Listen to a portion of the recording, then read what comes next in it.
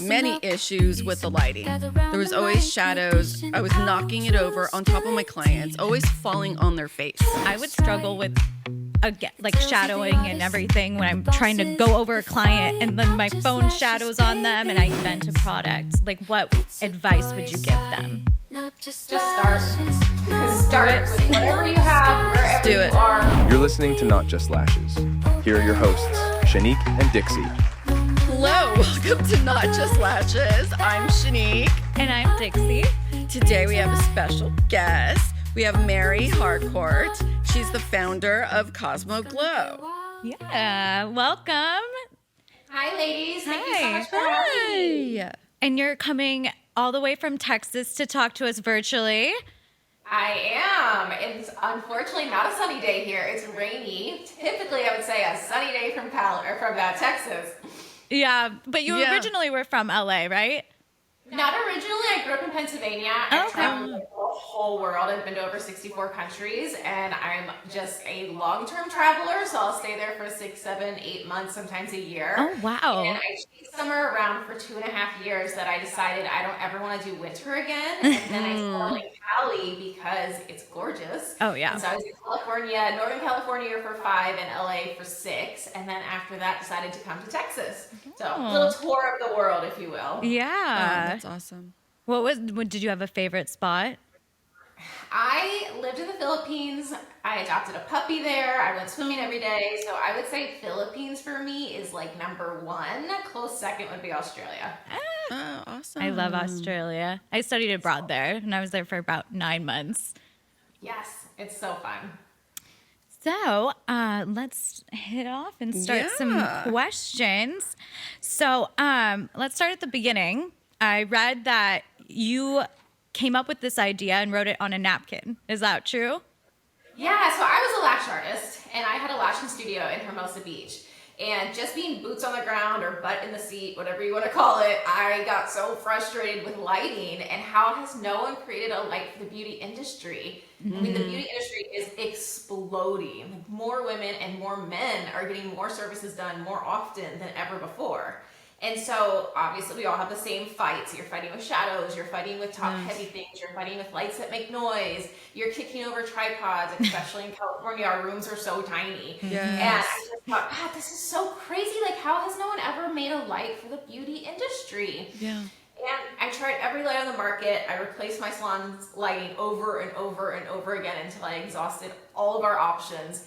And I complained to my husband over a happy hour one day, and he was like, babe, I love you, but you complain about these lights so much that you either have to choose that you're gonna make a light or stop complaining about them. And I thought, oh my God, I don't make lights, I do lashes. Like, Right. I don't even know where to start with the process. And so that's where the cocktail napkin came in. Grabbed a cocktail napkin, grabbed a pen off the waitress and the bartender and said, what would it look like? It sounds like you've really thought this out. So if you had to put it on a cocktail napkin, do you know what it would look like? I was like, oh, hands down. Flat base. I loathe tripods. I want it to look like the top shelf of the old school tanning beds, little clamshells. I wanted that part of the time. I was like, even lighting from side to side, and not 2 lights, 1 light, like make it all in 1 light. And if it could move so that depending on what area you're working with, you would have perfectly even lighting. And then if it could move out of the way when you're done with it, that would be the ultimate light. And so that was the sketch on the napkin. And said, okay, great, go get that made. Like, just be done with this. And that was really where it started. Oh my God. It's completely brilliant because I definitely had many issues with the lighting. There was always shadows. I was knocking it over on top of my clients, always falling on their face, basically. That mini heart attack. Yes, heart attack. And I'm like, oh my God, I'm so sorry. I'm so sorry. Just, it was always an issue. Always an issue. Or the clients would back into it. Oh, yeah. Yeah. And it would just like back into me. So I always thought like, oh my God, what am I going to do? How can I fix this situation? And when you came out with the lighting, I was like, oh my God, this is amazing. I can't believe this arch, it was, you found the solution. Yeah, and it just came, like I said, from being that part of the problem. Like I was the person sitting in the chair complaining every day, tirelessly going, there has to be a better solution. Right. Yes. So cool. Just absolutely amazing. Man. Okay. So where were you, were there any gaps or challenges in the industry that helped you invent this? I mean, I know that we talked about like, you know, the shadows and everything like falling on your clients. Were there anything else that you went through during that time? I think general frustration and then kind of like trying to challenge how we got to that point. Mm-hmm. So when you think of all the lights that exist, Yes. and maybe I'm being a little like stereotypical here, but Mm-hmm. my mind went to, I bet it's like a boardroom full of men in suits thinking about how can we sell as many lights as possible for as cheaply made as possible with the biggest profit margin to the Samsung, to the Amazons, to the Walmarts, Yes. to the Costco's. And I just felt like I don't think anyone ever thought about like what we would need. Like, when was the last time you sat down and talked to a beautician and said, hey, I'd like to create the perfect light for you. What are your struggles? And I just thought, oh my God, I think it's never been done. I No. don't think anyone's ever given us the focus to understand what we would need. And that's why all these other lights fell short. And so I think that was my struggle, was just questioning how we got there in the first place. Like, why are we using all of these lights and where did they all come from? Well, yeah, it's true. I mean, you think about it, and even using like professional lights, like photography lights, and we couldn't like navigate that perfect lighting. Because lighting is not just needed for our work. I mean, it's to show off our work when we take pictures afterwards and stuff. And I would struggle with like shadowing and everything when I'm trying to go over a client and then my phone shadows on them and I can't get that perfect view of the lash to show off my hard work of 3 hours. Well, and even keeping your client comfortable. Like, our lights are specific to making sure that the person underneath them isn't being blinded by light. Because if your client is having so much light aimed at them, their eyes could water. If their eyes are watering, your lashes are wet. If your lashes are wet, your glue and adhesive isn't going to work as well. And so a lot of thought went into even understanding what our clients are going through as they're laying under our light. And so the strip that goes over their eyes, it perfectly lights the area you're working. Where when you have these like huge ring lights, you're casting so much light onto your client laying there that their eyes are taking all of that in, but they don't need to. It would be so much more comfortable if we could just aim the correct amount of light at them. Exactly. I mean, I struggled with that. Like, I didn't even think it was an issue. And one of my clients, she would always water or her eyes would always burn. And I didn't realize it was because her eyes would not close all the way because the light was just so intense that like she would always be fluttering. So even that makes a difference. But it's, that's really neat that you guys thought of all those different things with the light. Yeah, I mean, a lot of thought went into it, but I think just sitting in that chair, it's like years of processing, like, okay, how would I do this better? What would I do differently? Why has no one ever thought about it the way that I'm thinking about it? And then, I mean, I needed the push, I needed the, hey, go make it happen, because that's when it all started. I don't know that I would have really naturally taken that course on my own, but it's like the simple steps. I say, like, just start wherever you are, just start with whatever you have. Just having that napkin sketch of here's what it would look like was enough to be like, okay, I can go get like a model of this made. Like, let's try it. What's the worst that could happen? Yeah, and then in my kids too, I was like, honestly, if I could just get my employees to stop bitching about their lighting situations, it would be a win in my book. Like, if I could just get them to stop complaining, that would be worth every single penny. And so this whole thing actually started with me just wanting to fix my own light. I just wanted my own personal lights for my own personal salon. And that's really where it sat for a couple of months until we got closed because of COVID. And then I switched to those lights going, oh my God. That's well, amazing. I always said if I ever get the time, I would focus on that as a product. But when would I ever get the time? That's so cool. Just gifted the time. So it really actually just started as me trying to solve my own issue in my own salon with better lighting. And I think COVID gave us the opportunity to think, like sit and think about what could we do? What could we do? You know, especially salon owners, like what could we do to solve our problems? Right. And even like the first prototype was it was made at a metal shop. It barely moved. It was like people would lay back into an MRI machine. Oh my gosh, And yes. then when they got up, they forgot that it didn't move and like a chunk of hair would come out. So I'm like, oh, we gotta fix this. Like it has to move. Yikes.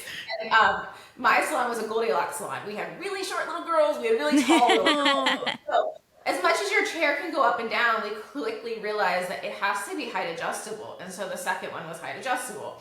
And then there was a couple little tweaks of how we wanted it to actually feel when you were moving it. And so there was a third one. And like little did we know that all of those little inch windows allowed us to like practice with it and really understand what would make it better. And so by the time I was even ready to consider it as maybe I should make this a real product, we had already gone through so many iterations. So when you came up with the cocktail napkin idea, what was the next step? So you went to someone and asked if they could manufacture this? So no, I just went to the shop and said like, this is going to be made of metal. Could you like kind of put something together that we can put lights on the inside? Like I can buy an LED strip or figure out how to light it. I just need the frame. Gotcha. And as you know, tripods are super top heavy. They fall over all the time. The ring lights kind of fall. The light is just all over the place. So I really want it to be heavy. I want it to be made of industrial materials. And I wanted it to feel like it was meant to be in that room. Part of the equipment that you have to set up your room.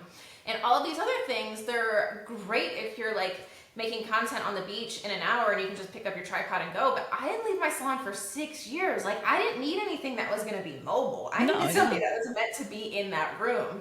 And so that's where we started with the metal and the machine shop was I just need a frame. If you can give me a metal frame, I can figure the rest out. And going from that metal frame, popping in the lights, I remember when we got to my salon, I had all my girls and we were in the waiting room foyer area and I thought, okay, here we go. And we plugged it in and I just thought, oh my God, this like could change everything. And then we started using it. And once we just had that first one, we would fight over who could lash out of that room. Oh, that's so funny. Yeah, that quickly became like, okay, let's make a second lighting. one. What would we change about it? And so then we had 2 and then we had 3. And at that point, it just kind of was like a fun project. And my clients would come in the room and be like, that's a really cool light. I've never seen that before. I'm like, oh, thanks, I made it. Well, I didn't make it, but I got it made. And they're like, wait, this is yours? Why don't you do that? I'm like, no. I love you guys. I love my salon. I love my staff. I love my location. I love my clients. Like, I'm happy. I'm good. I wanted my employees to kind of stop complaining. So here we are. And then that's where it kind of progressed from there, where when I didn't have the clients anymore, it was like, I wonder, like, maybe I should pivot and switch to this really could change not only our industry, but so many industries, and not just my country, like all of the countries. And if I really took this seriously, like it has a ripple that I don't even know I could fully understand or fathom where it would end up. And like that excited me. That was like That's so inspiring. Let's figure out where this could go. Yeah. And then I'll also give it full credit to COVID. I don't think I was like I said, I was so happy. Our salon was great. We were busy all the time with the waiting list. We had amazing reviews. I had a loyal staff. And so everything was good. There's no reason to change. There's no reason to pivot. There's no reason to upset the system. But then with COVID, everything was already like in a free fall. Nobody knew what was happening. So it was like, oh my God, one more thing. What's one more thing? If one more thing doesn't go right, or if one more thing doesn't work out, how different would it be from where we're at right now? And that's kind of what gave me the push to be like, if I don't use this time, I feel like I'll regret it. But let me use this time to just see how far I can get with it. Yes. And who knows? And so that's why I switched gears into like, let's get a website. Let's finalize the patent process. I did dabble with it, but I didn't fully like commit to it until it was COVID. And I kind of thought, okay, well now or never. Yeah. So how long did the process take? My first prototype was September of 2019.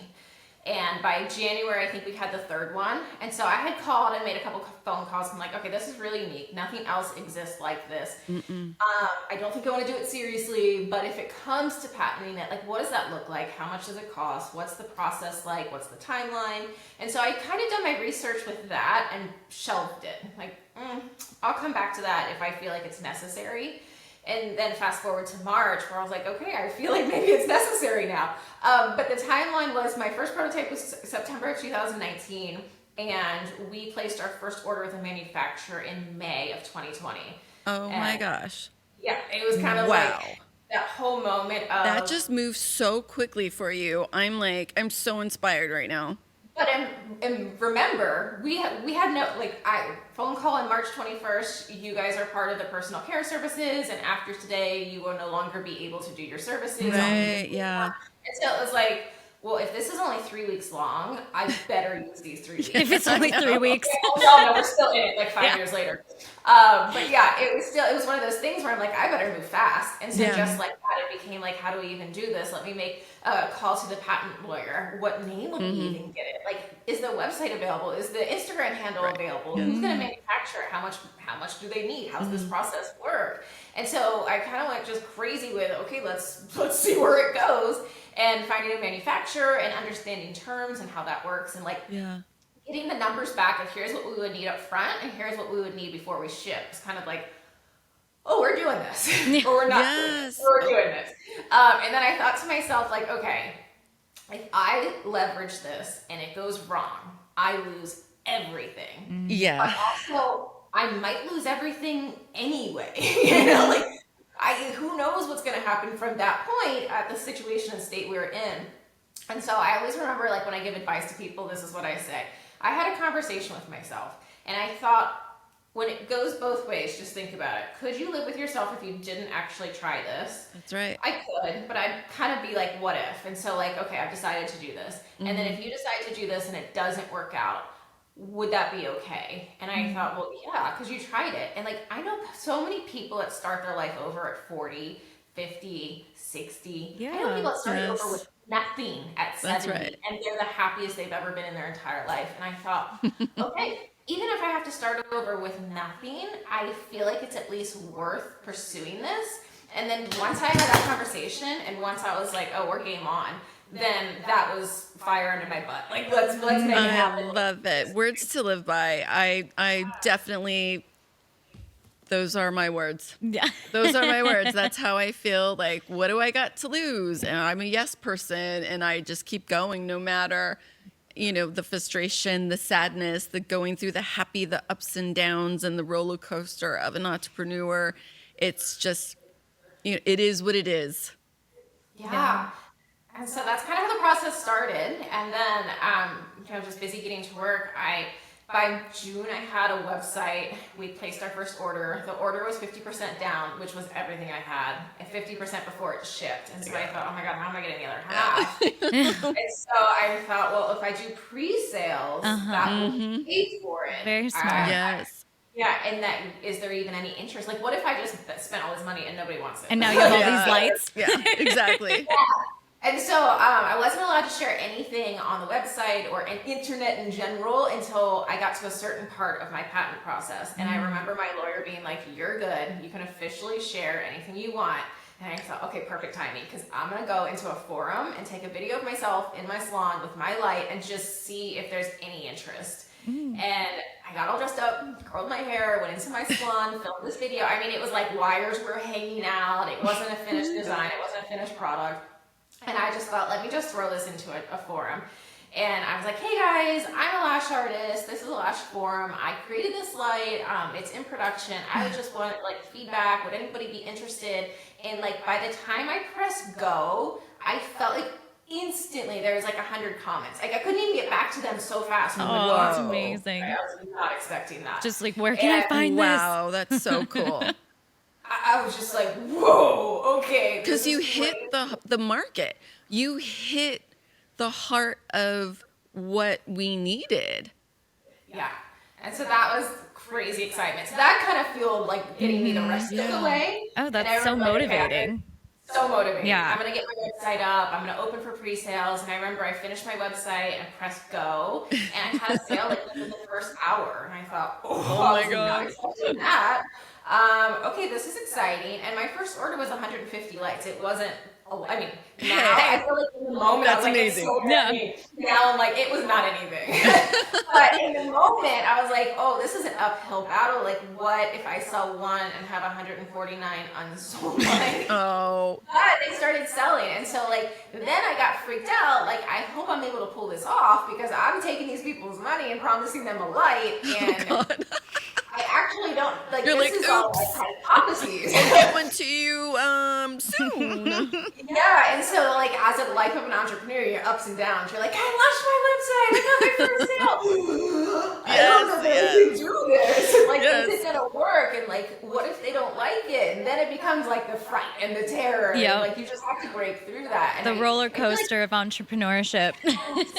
yeah, and so that's kind of where it all started. And then we were hopeful to ship our first one in July, and the factory I produced with actually got shut down as well for COVID. Oh my gosh. Oh, Shut down for a whole month until they were able to reopen as essential. Oh So my instantly, goodness. like July ship date got to like August ship date, and then even then we had to push it back. I think my first one shipped like the end of October, and so it's like, I'm so sorry that we're late. Do you want to cancel your order, or do you want to stay? And they'd be like, no, I want to stay. Like, I Oh, wanna see what good. this Yes. is. and I hope that people would have been understanding too, right? Yeah. Because I mean, they weren't going back to work technically really anytime soon, so they didn't. We're all still in the pandemic. Well, yeah. I mean, it depends on location. It was all an idea and not a real product yet, and so there's a little bit of like, is this a scam? Did you Oh, I see. I don't know, like I'm going to meetings every week. I'm doing a walkthrough, and to the other part of that is because it was during that pandemic time, the international trade was weird. Shipping containers got weird. Oh, yeah, that's right. I Yeah. didn't go to China, and so I actually looked at American manufacturing, and with that, I was able to have a hand in every step of the process. Like I sat down with the engineers. I gave them, here's the exact tension I want when it turns. Oh I my got to goodness. develop paint samples for like our powder coat colors. I got to meet the people that were on the line building my product. No way. That really gave it like. So you put your personal touch. Yeah, and it was legitimacy to where I'm like, hey guys, today we're touring the factory. Like, I picked out this color, and here it is. This is what the pipes look like when they're raw. This is what. Wow. That's so cool. Yeah, and so that kind of helped a little bit where the people were like, you just took my money. I'm like, it's coming, I promise. Yeah, you're like, I'm a real person. It's a real factory, I promise. But that kind of, it's like now I look back on it, what a cool experience. Yes. Typically, most manufacturing is done overseas, and you don't have a hand in the process. No. Order something, and you get whatever they give you. That is. Where I was able to take from the very first batch, they weren't perfect. I mean, it's so cute when I go to Lash shows and people are like, I have the very first batch and it's so shiny bright and I love it so much. I'm like, thank you so much. We've made so many improvements along the way. But that's what it was, and just being able to get that first batch out there and like understanding like the feedback and what do you guys like, what do you not like, how can we do it better, how can we do it more efficiently, how can we make them stronger, and that started the whole process. And I think that's really where all the innovation comes in, is you have to get to that first batch and understand that that first one's probably not going to be like the best you've ever done, but it gets you started. And every time I hear like I have your first batch and still love it, I'm like, oh, Wow. That's so sweet. It's like pancakes, you know, the first one's never gonna be the best come out, one. yeah. Yeah. But then you keep improving. What was one of the significant thing feedback wise that people were saying in the beginning that you went back to the drawing board for the next version? Well, my first ones were sent without instructions on how to actually assemble it. So that was like ding, ding, ding, number one. Yeah. But actually, so there's 150 lights, and I had sold 149. Oh my gosh. Go. First. And I was like, no, I don't want mine first. Send everyone else's. They've been waiting so long. Send everyone else's, and then when you get through that line, send me mine. And so people were getting these lights and going, how do I put it together? I'm like, I don't know instructions. And they're like, it didn't come with instructions. I'm like, I don't actually have one. Like, shoot, this is a mess up, guys. Like, I'm sorry. And so we ended up getting mine like overnighted and then trying to piece together. Mine came with instructions, but they were completely backwards. There is absolutely no way you could have put this light together with the instructions it came with. And so that was kind of like, okay, let's just reactively, how are we going to fix this? and I was with my assistant at my salon, and we were in yoga pants with no makeup, hair was in a bun, going, we're gonna make Instagram videos and YouTube videos on how to put your light together. There you go. And it was raw, it was us on the floor, they weren't polished, but we made these little videos, and then to every person I was texting, like, here's the instruction video, I'm here to guide you through it. If you wanna FaceTime me, if you wanna jump on a call, like, I will help you get your light together. And, you know, at the time I was crying. This is so embarrassing. Like, how could I have let this happen? Now I wish I only had problems that small. Yeah, more successful, more problems. But that's such a clever solution to nobody having instructions. Like, we're just going to make you a video and let you know there's a video out there. We got you. And here we go. I mean, we'll figure it out. Like, they do go together. I promise you that they do go together. We'll get it there together. And, like, you know, some people are awesome sports. They're like, we get it. It's your first batch. No problem. Other people, like, I'm crying. Like, they're yelling at me. It's like, I don't blame them, but, like, you're yelling at me. Yeah. So I feel like, you know, with all of that you learn, that was the first lesson. There's been many, but I think that was the very, very first, like, oops. Do you have any questions? Yeah, I do. So, what are your future plans?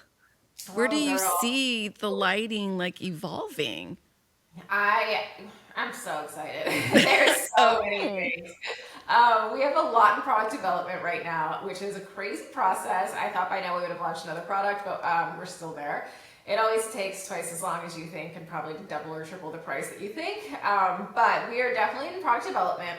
Excited because I feel like, you know, switching careers was I had to go learn a whole new system, a whole new how manufacturing works, how the patent process works, how protecting your patent works, how e-commerce works. Like, I don't do lashes anymore, and sometimes I miss it so much. I miss that. Oh, I bet you do. Connection and conversation with your single client in a room, listening to your music, like, yes, meditating. Those days are done.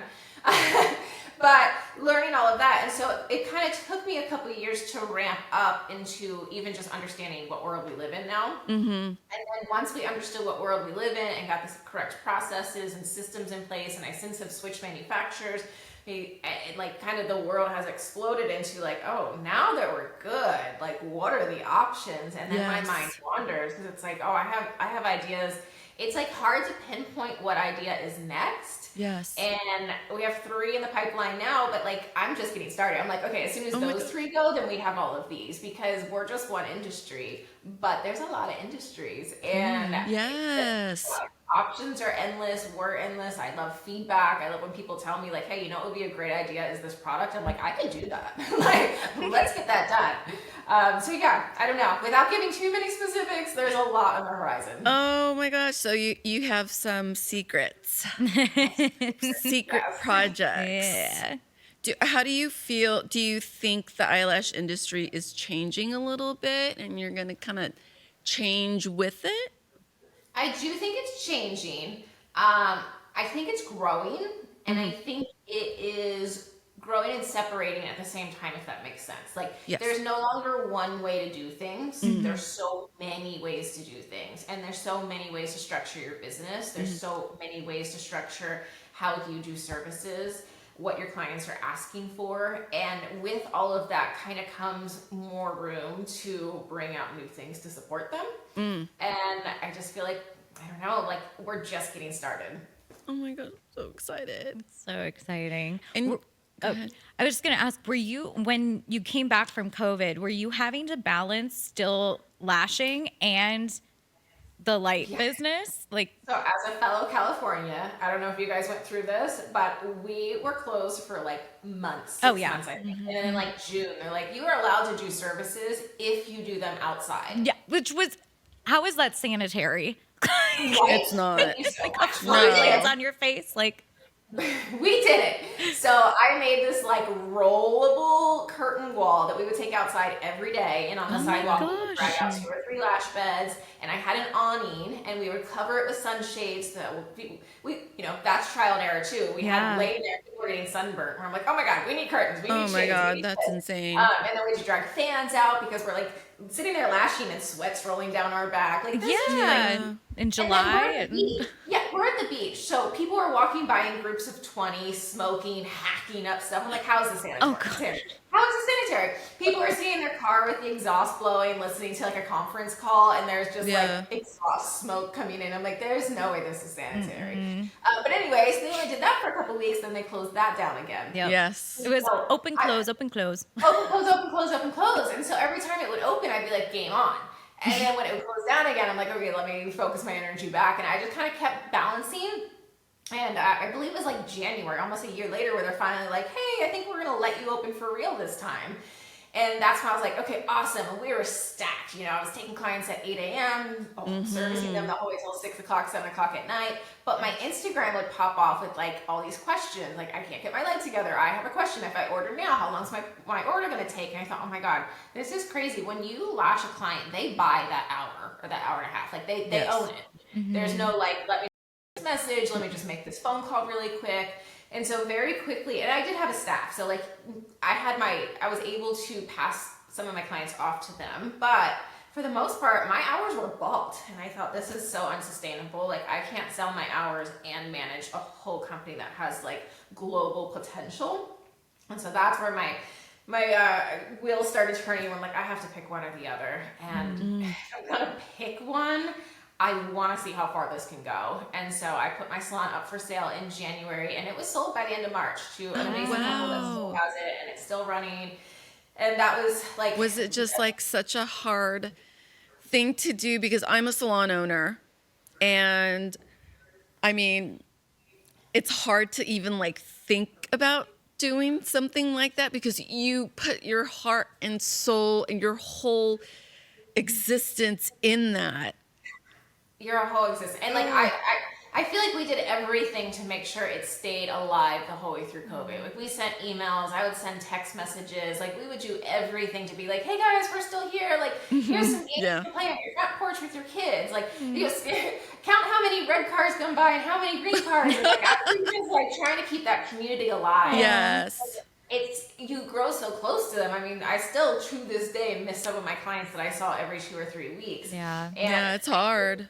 It's hard, and part of me was like, maybe I want to open this up to see if my employees want to buy it from me. But the other part is, once you release that information, you're kind of liable to it all falling apart. And so that was a hard thing too, is maybe like I just kept it all to myself until the very end, which was the right decision. It was the hardest decision, but was the right decision. And for me, I was kind of like, and I think a lot of business owners are like this, I want to find the right person. Yes. And that's where it kind of got exhausting. I think I did like 22 walkthroughs. Oh my gosh. If someone tells me one more time that they want to come in here and just gut the whole place and switch all the services, it's like, I'm just destroyed. These are good people. And at that time, we had already talked. We knew we were moving out of state. And so I was kind of entrusting the next salon owner to a full book of clients. And obviously, you know, you're not going to keep all of them, but I truly think most of them will stay, and they have. And so it was like, I really want to make sure that it's an easy transition for all of my clients. I don't just leave them high and dry. And I kind of went through a whole period of like, oh, something's got to give. It's got to work. And I had this amazing couple of them that are now the owners. And it was funny, they walked through the door and I had chandeliers and it was very girly and it was so pretty. And they just walked in and said, oh, it's even prettier than the pictures. Oh, and you're like, you're the one. Yeah. You're the one. And so we talked for like 45 minutes in the foyer area. And I was like, hey guys, do you want to actually see the rest of the salon? Like, there's like rooms back here. Like, let's go for a walk. And so by the end, I was just like, it's them. It is them. And so the situation was, they were looking to build out a salon, but there was a lot in their life, obviously going through this whole change too. And she had just graduated aesthetic school. And so it was just kind of like trying to find the right fit for them. And they thought, we've never even thought about taking over someone else's. And I was like, I'm literally leaving. I'm moving out of state. I have an entire book of clients. Most of them, I promise you, will stay here because they all live within walking distance. And it was a smooth transition. And I said to them, like, when do you guys think that you would be ready to do this? And they're like, oh, tomorrow. I'm like, oh my gosh. Oh, really? And they're like, no, really. We have been actively looking. We have the deposit. We are ready. Like, we have been looking and this is perfect. And so I was like, wait, pinch myself, is this even real? And so we just went through, like, let's get the paperwork finalized. My landlord does have to approve you. And if all of that works, let's talk. And I mean, we were signing on the dotted line within probably 2 weeks.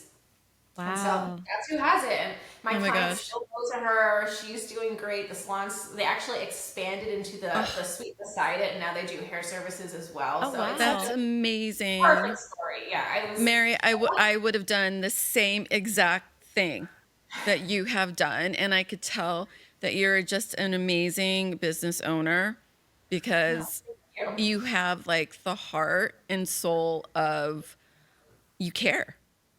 You have to. You have to. Yeah, you have to. And, you know, I built a relationship with those people for so long, I couldn't just be like, bye-bye, Yeah. bye-bye. See ya. You know, hey, Good I'm luck. leaving.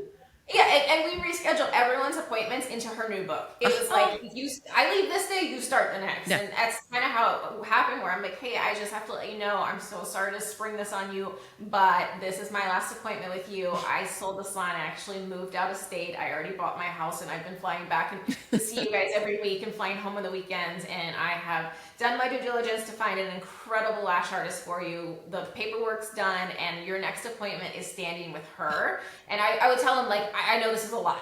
I get it. It's a lot. But can you at least just do this for me? Have minimum 2 appointments. She's going to take 1 just to understand your style and who you are, but she's using all the same tools, all the same adhesive, the same lashes. I have my notes from 4 years, like, in the computer. Like, she has Oh my everything to God. do it right. That's The so first time important to might share not with be the It client. is. Oh my God. I think you're my twin, Mary. I think we're the same person. But I feel that's like what I'm I talking to thought. myself. Yeah, if the first appointment isn't 100% perfect, just Yeah. please try one more time. And if the third time it's not for you, you are just released to go. Yes. And people would tell me, like, hey, I just saw her. I don't know if it's for me. I'm like, try one more time. And then I still get the messages where it's like, hey, running 5 minutes late. I'm like, I'll relay your message, but it's scary. And I'm like, that makes me so happy that, like, you know, years later, they're still going there and happy. I love that. That's That's great. beautiful. That's like best case scenario. Success. You did a great Yeah. job, Mary. Thank you. But yeah, no, that's what makes it so hard when you do sell a business, is because you do care, and you care the Yeah. whole time. It's not like you just turn it off in a day. Like, you don't just stop caring the day you sell your Yeah. business. No. And it's part of you. You worked just as hard, like, to build that place. Yeah. You put in your heart and soul, and you care about your clients. So And your And I care staff, about, like, the new owner's everything. success too. I kept checking in, like, how is everything? You know, how's everything going? Is there any advice you want from me? You can pick my brain. I'm an open book. And I would tell them, like, I would keep most things the same for the first couple months until you're in a rhythm. And then after that, you want to change the name, you want to change the theme, you want to do anything, go for it. And, like, that's exactly what they did. They kept it the same for almost 6 months. And then they slowly started making changes where I'm like, yay! Like, Aw. it's so cool that was such a smooth transition for them as well. You know, like, they didn't go in day 1 and gut everything and change the name and repaint it. It was like, we'll honor that, and, like, as we get to know this business as ourselves and form it into what we want, we're still keeping everything that worked for you and your clients. yeah, Yeah, that's it nice. still feels like home. Yeah, exactly. Why change so much with something that has been successful for you? Right. Like, still you have had to the learn secret what makes it sauce. work. Yeah. Yeah, and they can still add their little Learn what makes personal a business- touches.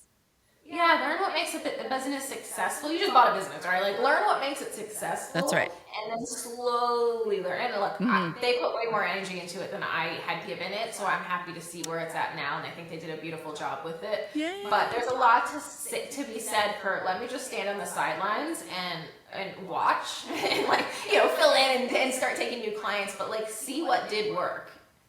That's right. What would you leave entrepreneurs that are wanting to invent a product? Like, what advice would you give them? Just start. Start with whatever you have, wherever do you it. are, doing whatever. Here's the thing, like, you can overthink it for a million years. And it's kind of like, until you start, you're just in analysis paralysis. Like, how much is it going to cost? What's the first part going to be? Are people going to like it? Where am I going to get it made? What's the branding going to look like? What colors are we going to use? What fonts are we going to use? It's like, all of that is important, down the road. What's important now is getting it out of your brain and letting it be something that's real that other people can start to give you feedback on. Like talking to the engineers was one of the most helpful processes of me formulating a product. But you don't get to just talk to an engineer day one. You have to have already started and be so familiar with what you're looking for and have something to show them that they can see that, talk to you, and take it to the next level for you. Yeah. But the amount of people that like walk in with a piece of paper going, I want this made, you can't start there. You have to kind of start at where whatever works for you. It could be a sketch, it could be popsicle sticks glued together, it could be a clay mold, but something so that when you explain it to another person that can take your product to the next level, they can get the full idea of exactly what you're talking about. So, Amazing advice. Yeah, because I feel like it can be so overwhelming. What's the first step? What am I supposed to do? I don't know about patent lawyers. I don't know about Yeah. Right. I mean, where do you start? You just start talking to them. Yeah, Have a free exactly. consultation. How much is this going to cost? What's the timeline? Realistically, and that's one thing I'll give my lawyer credit for, is he's like, I don't want to overcharge you for something you're never going to use. So let's really dive into, do you actually need all of this protection? And I actually fought him, which is funny. Now he says, I'm so sorry. But I actually fought him because he's like, I don't think you actually need to protect it as well as you think you do. I'm like, no, I do. Yeah. No, I do. And he's like, I don't think so. I would only recommend this amount. And I was like, no, I want full. I want the whole thing. And now he's like, I'm so glad you challenged me on that. But he said, I spent a whole law career watching people want to protect an idea that actually never got launched.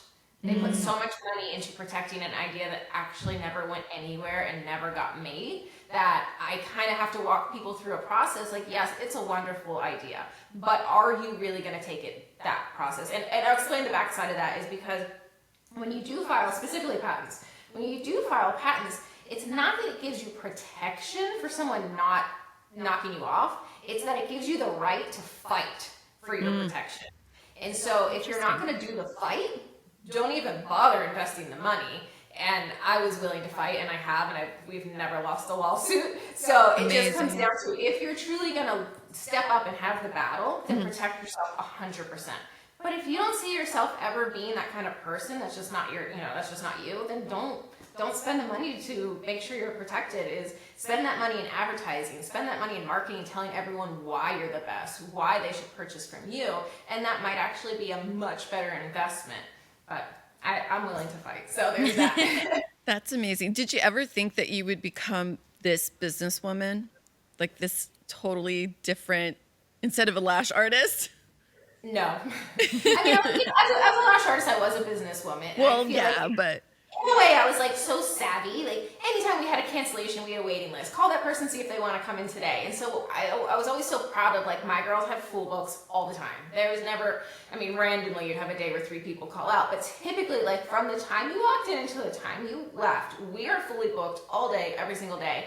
And so I think I always kind of had that natural, like, I don't know if it's hustler mentality or just thought process down the line enough to make sure that your current day is good. Yes. But when it came to launching CosmoGlo, it was definitely a much quicker ramp up based on the lessons I had previously learned.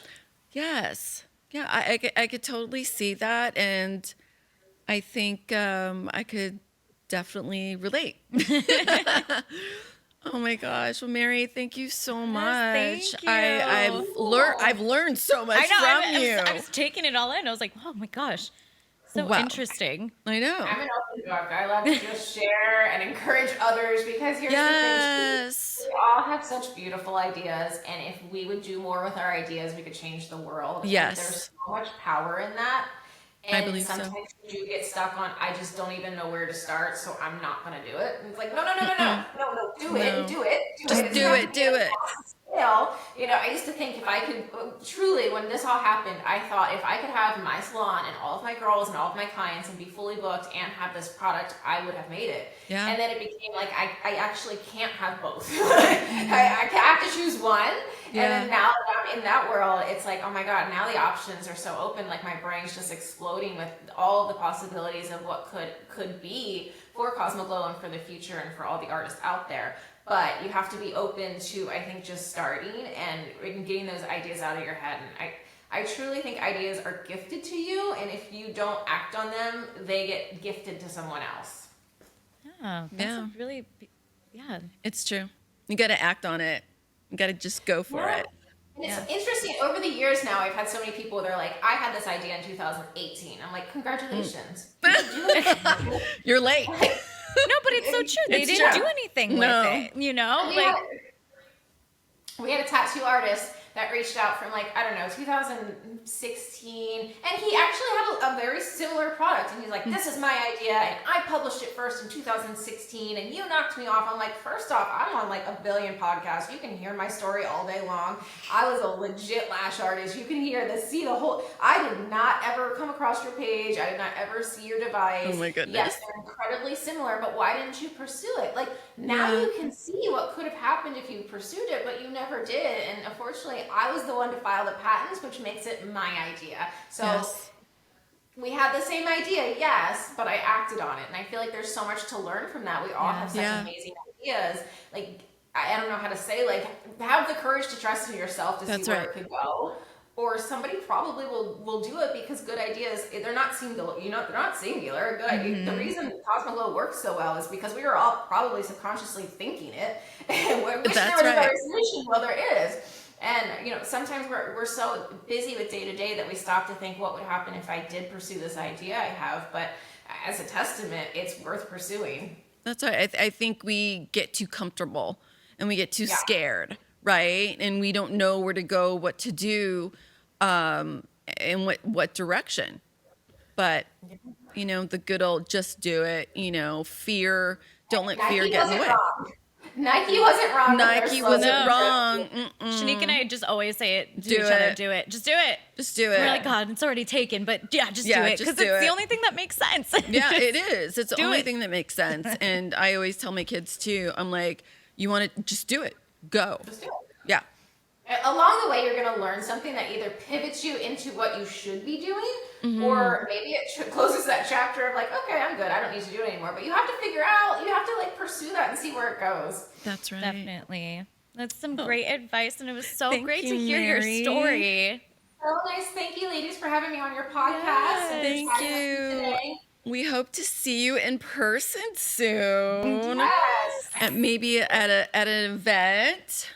I'm out and about at the events. Yes. I love going to events. I love meeting other lash artists, beauty professionals. I love the feedback, because that's where I hear everything. And I love watching new people in the industry kind of walk into this wonderland of oh my God, I have so many potential options for how I create my business. And you just watch their little stars explode in their head. And then I love seeing the veterans. I love seeing people hey, I've been doing this. I have my system down. I understand exactly the path that I'm on, and let's go conquer the world. So I love going to events and just seeing the dynamic of all of the people at the events. Yay. Yeah. All right, Mary. Thank we you. will follow you and see what's next. Yes. Check out Awesome. Thank you. CosmoGlo, guys, for your lighting solutions. And we will see you See you next next time. time. Bye. Bye. Awesome. Bye, ladies. Thank you. Thank you. Yes, thank you.